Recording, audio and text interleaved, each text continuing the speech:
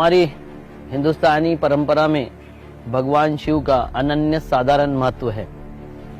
जैसे ही हम भगवान शिव का नाम लेते हैं, हमारे सामने एक मूर्त आ जाती है, एक प्रतिमा आ जाती है। प्रतिमा क्या है? ये हमारी रुद्र परंपरा के रुद्र है। और रुद्र परंपरा में पशुपति, महादेव, शिव, शंकर, ये अलग अलग रुद्र हुए हमारे। और इन रुद्रों में शिव भी एक रुद्र है। मगर शिव ये किसानों के प्रतीक है, पूरा मूर्तिमंत किसान है भगवान शिव। उनका जो रूप है उसके तरफ अगर हम ध्यान दें, उसके तरफ अगर हम ध्यान से देखें, तो हमें पता चलता है कि शिव के सबसे ऊपर चंद्रमा है। अब चांद का मतलब है कि हमारा किसानी का, कृषि का कैलेंडर चांद के साथ में सर्वाइव करता है। कृषि अगर करनी है तो आपको चांद का, सूरज का महत्व समझने की बहुत आवश्यकता है। अगर चांद के साथ में पूर्णिमा के वक्त हमने क्या बोया था और पूर्णिमा के वक्त हमने क्या संग्रहण किया था, अमावस्या की रातों में हमने क्या संग्रहण किया था और क्या बोया था, ये जब तक किसान नहीं समझता, उसके मेडिसिनल गुण, उसका संग्रहण की काल मर्यादा, उस संग्रहण का विशेषता वो नहीं समझ सकता। तो भगवान शिव हमें समझाते हैं कि अगर कृषि करना होगा, उन्नत कृषि करना होगा, अच्छी किसानी करना होगा, तो आपको चांद के साथ में उसके गुणों को परखना पड़ेगा और उसके साथ में चलना पड़ेगा। उसके नीचे उन्होंने गंगा धारण की हुई है। हमें ये पता है कि किसानी, कृषि, देश की संपन्नता बिना पानी के हो नहीं सकती। हमारी जितनी सभ्यताएं बसी होगी अनादिकाल से अभी के काल तक, जहाँ जहाँ पानी उपलब्ध हुआ वहाँ वहाँ ही हमारी सभ्यता बसी है और बढ़ी है। मगर जहाँ पानी उजड़ जाता है, जहाँ पानी नहीं होता है, वहाँ सभ्यता भी उजड़ जाती है। यह हमने देखा हुआ इतिहास है। तो हमारे शिव हमें समझाते हैं कि पानी को किस तरीके से सहेजना चाहिए। पानी का महत्व क्या है? तो सर के ऊपर धारण करना चाहिए। ऐसा पानी हमारे लिए, जीवन के लिए अत्यंत आवश्यक चीज है। ये शिव हमें संदेश देना चाहते हैं। उसके बाद में उनकी जटा है। माटी कैसी होनी चाहिए? तो छिद्र, सछिद्र युक्त, इतनी आकेशाकर्षण शक्ति वाली होनी चाहिए जैसी व्यक्ति मेरी जटाएं है। तो जटा के समान इतनी सारी माटी जटा के समान कैसी होनी चाहिए? तो सॉफ्ट होनी चाहिए, जिसमें केशाकर्षण शक्ति हो, ऐसी माटी होनी चाहिए। तो उसको जीवंत माटी कहा जाता है। उसके बाद में उनके पास क्या है? तो त्रिनेत्र है।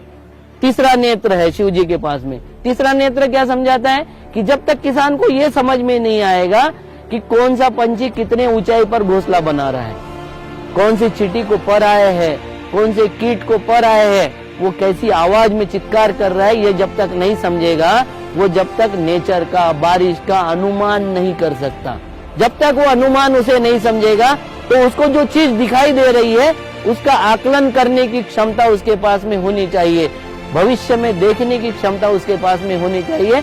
जो निसर्ग, नेचर के सारे पशु, पानी, पौधे उनको दिखाना चाहते हैं, वो नेचर का भविष्य दिखाना चाहते हैं कि नेचर आगे क्या करने वाला है, आने वाले समय में बारिश कैसी होने वाली है, ठंड कैसी होने वाली है, किस तरीके से होने वाली है, धूप कितनी पड़ने वाली है, ये समझाता है। जो आकलन करने की क्षमता हमको त्रिनेत्र से, तीसरे नेत्र से समझाने का काम करते हैं भगवान शिव। उसके बाद में उनके गले में है सांप। वो अत्यंत विषारी है, मगर किसान को ये संदेश देना चाहते हैं कि विषारी है मगर तुम्हारा मित्र है। अगर चूहे निकालना होगा, खेत के चूहे और ऐसी चीजें उनको समाप्त करनी होगी कि जिसके माध्यम से किसानी को, कृषि को बहुत बड़ा नुकसान होता है, तो हमको ये समझना पड़ेगा कि सांप कितना भी विषारी क्यों न हो, हमको खेत में ऐसे रखना चाहिए जैसे भगवान शिव ने गले में नाग पाला हुआ है। उनके कंठ में विष है। विष का मतलब क्या है? कि खेती में खेती करते वक्त अनेक विष दर आते हैं, अनेक तरह के विष वहां दिए जाते हैं, मगर उससे घृणा करके या उसको दूर से देखे या उसको भगा के नहीं चल सकता है। उसको कंठ के समान सहेजना चाहिए, क्योंकि कृषि अगर आपको करनी है, कृषि को अगर आपको समझना है, तो उसके पॉइजन को भी समझना पड़ेगा, उसके विष को भी समझना पड़ेगा।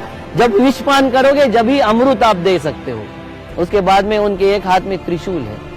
बिना तीन के कोई खेती का औजार नहीं होता, चाहे वो बोने का औजार हो, चाहे वो काटने का औजार हो, जो भी औजार हो, वो त्रिशूल के रूप में ही होता है और तीन फाल के रूप में ही हमको अवेलेबल है।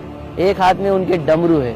डमरू ये सिखाता है हमको कि आप जो खेती कर रहे हो, वो जब खेती पक जाएगी तो पशु पक्षी जो आपको उसको खाने के लिए पंछी आएंगे, उनको भगाने के लिए आपको नाद करना पड़ेगा। वो नाद, डमरू का नाद जब होता है, तो तो पंछियों से हमारी खेत की रक्षा होती है।